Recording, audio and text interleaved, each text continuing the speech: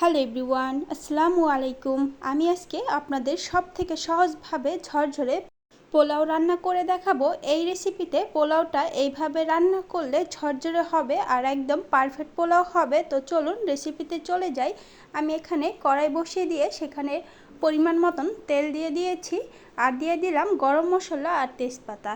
এখন দিয়ে দিয়েছি পেঁয়াজ কুচি। এই পেঁয়াজটাকে আমি হালকাভাবে একটু ভেজে নেব, বেশি লাল করব না, হালকা একটু ভেজে নেব। আমি পোলার চালটা হাফ কেজি নিয়েছি। হাফ কেজি চালকে আমি ভালোভাবে ধুয়ে পানিটাকে ঝরিয়ে নিয়েছি। পেঁয়াজটা ভেজে নেওয়া শেষ। এখন এখানে আমি পোলার চালটা দিয়ে দেব। আমি সবগুলো চাল এখানে দিয়ে দিয়েছি। এখন চালের মধ্যে দিয়ে দেব আদা রসুন বাটা আর দিয়ে দেব স্বাদ মতো লবণ। লবণটা আমি একটু কমিয়ে দিচ্ছি, পরবর্তীতে আরও কিছুটা অ্যাড করা যাবে। এখন চালটাকে আমি ভালোভাবে ভেজে একটু লাল করে নেব আর ঝরঝরে করে নেব। চুলার আঁচটা এ পর্যায়ে লো রেখে চালটাকে ভেজে নিতে হবে। আমি অন্য এক চুলায় গরম পানি করে নিয়েছি। আমি আধা কেজি চালের জন্য 3 গ্লাস পানি নিয়েছি। আমি যে গ্লাস দিয়ে চালটা মেপেছি 2 গ্লাস চালের জন্য আমি এখানে 3 গ্লাস পানি ব্যবহার করছি।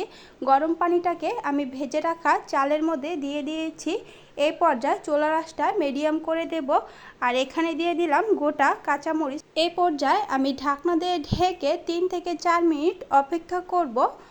ঢাকনাটা খুলে নিয়েছি, পানিটা প্রায় শুকিয়ে যাচ্ছে। এখন আমি পোলাওয়ের লবণটা চেক করে নেব। আমি আরও কিছুটা লবণ অ্যাড করে দিয়েছি। এখন চুলার আঁচ একদম লো করে ঢাকনা দিয়ে ঢেকে কিছুক্ষণ ওয়েট করব। আমি পোলাওটাতে হালকা একটু জর্দা রং অ্যাড করেছি। ব্যাস, আমার পোলাওটা রান্না করা শেষ।